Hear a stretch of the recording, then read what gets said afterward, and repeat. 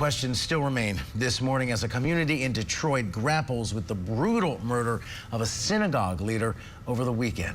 Samantha Woll was laid to rest yesterday after being found stabbed to death outside her home on Saturday.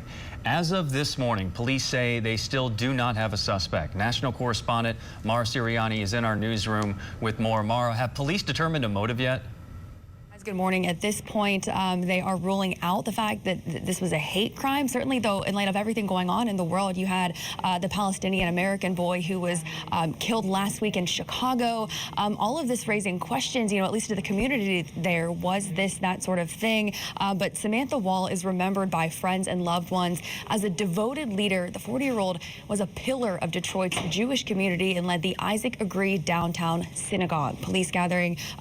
People gathering Sunday for her funeral, remembering Woll as a thoughtful and generous leader known for building bridges within that community. Now, investigators say she was found brutally stabbed to death outside of her home Saturday.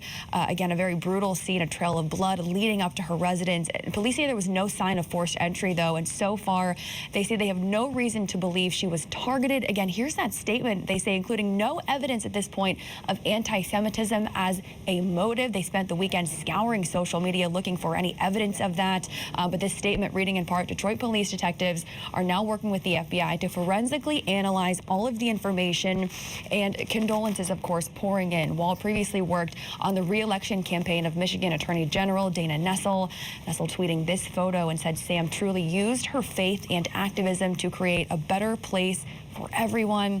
Democratic Representative Rashida Tlaib also tweeting she's faced some criticism after initially placing some blame on Israel last week for the deadly attack on the hospital in Gaza. She called Woll a friend and said, "Our community is devastated and we are shocked. Please keep her family and our community in your prayers." And so we are expected to get an update later this morning from police there in Detroit. Again, no official word on a motive yet. Still a lot of questions this morning, and as far as we know, no one's in custody yet for her murder.